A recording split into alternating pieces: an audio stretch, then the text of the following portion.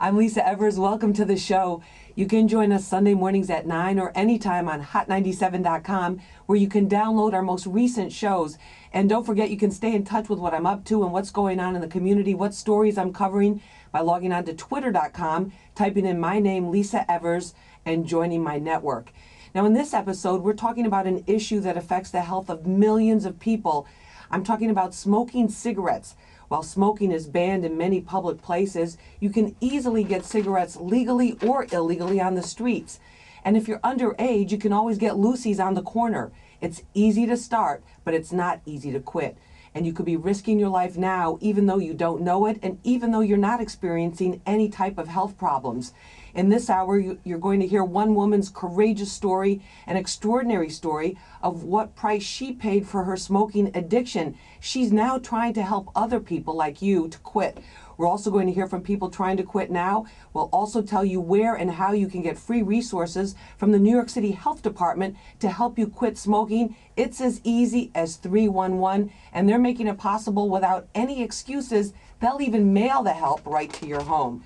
So we're joined right now by Marie. She started smoking at the age of 17. She smoked for years, almost 2 packs a day.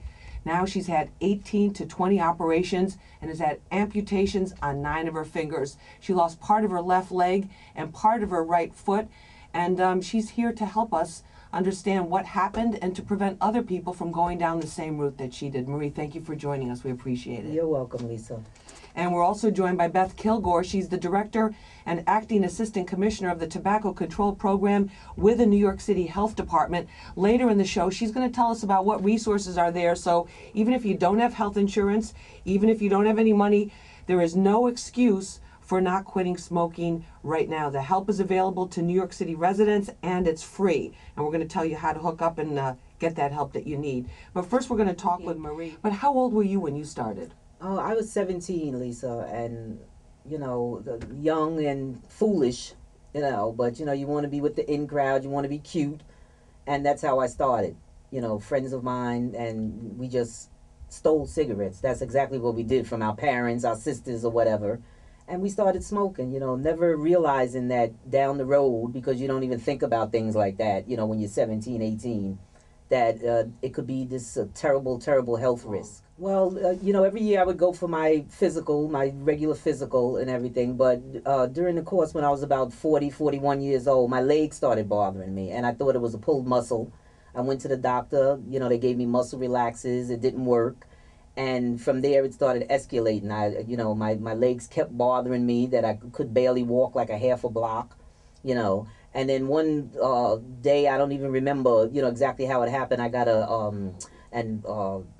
my toe got the implant, not an implant, Ingrown toenail? Ingrown toenail, right? And I went to the doctor, and he took care of it, basically. But what happened is that it never healed because I wasn't getting any oxygen, I wasn't getting any blood down there, and the next thing I know, the toe was starting to get gangrene, and that's when my amputation started. And that's when I realized that what I had wasn't just, you know, a normal thing, that there was something going on drastically. Now, when you had that first amputation, was that like a wake-up call to you and you said, wait a minute, I got to put these cigarettes down now for good because they're taking off parts of my body? Well, it should have been, but, you know, being, you know, Miss Smarty Pants, you know, not listening to anybody, you know, that I continued smoking. Even though every doctor I went to told me that smoking is the cause of what I was going through, you know, which was like a hardening of the arteries. My arteries were being constricted. And I didn't listen. You know, I continued smoking. And then gradually I would stop, you know, for a few weeks, a month, a year, or whatever. I would always go back because I would always have some excuse to go back.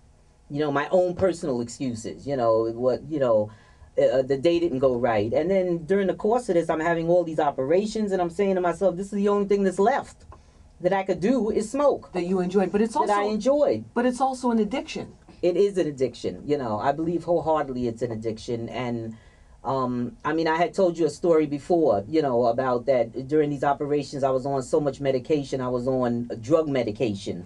And at one time I was on 200 milligrams of morphine. And my doctor was afraid I was going to become addicted. And he was telling me, and I was like, no, there's no way, because I'm not becoming addicted to drugs. That's out of the question, you know. But when I look back, I said to myself, it's so crazy that I don't want to be addicted to drugs, but it was all right for me to be addicted to cigarettes. So how much did you go through? How many operations did it take before you finally said, I have got to stop this? Well, they amputated each toe, so that was 5 separate operations. And then they amputated the whole foot, partial foot, and that didn't heal, so then they had to amputate my leg below the knee. I was trying to kind of getting to me then. You know, I was like, all right, I got to stop smoking, you know. I went through the rehab and everything. Still, the first thing I thought about when I got out of rehab was a cigarette. Because now I'm in that mentality of, what else could happen to me? I mean, you know, they're cutting off my legs and my feet, and, you know, and now you're telling me the one last thing that I enjoy doing I can't do anymore? You know, so until I realized, and it took me a little more time after that, until I realized that the reason why I keep having all these amputations is because I keep smoking. And the smoking is, you know, constricting my arteries to the point where every time the blood is flowing, you know, it's coming to a wall, and they're cutting something else off. Yeah, so the smoke, because the smoking deprives your body of oxygen, yes, right? And that constricts the blood flow.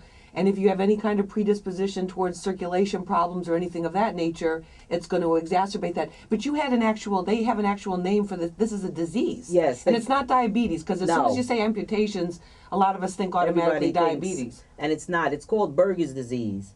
And it's strictly with your arteries. It's constriction of your arteries. The plaque builds up around your arteries, and it closes your arteries so that your blood can't flow through. And once your blood can't flow through, it's like hitting a brick wall. And the only thing they could do to alleviate, and it's extremely, extremely painful. Let me put that in there. Extremely painful. And the only thing they could do to stop the pain is to start cutting off the parts where the blood is not flowing. It's like they have to stop it and kind of detour the blood a different way. And this is what happened. And you know, and it's just crazy because throughout all of this, I continued smoking until, like I said, a light went off some kind of way where I said to myself, this is, you know, I've had 18 operations. I'm going to have 18 more if I don't stop. The doctors have told me over and over again, you may not be able to fix, you know, whatever it is, but you can alleviate what could happen in the future. Right, because by now you'd already lost part of your leg, one of your legs. Yes, I've lost part of my foot, and then now my fingers started.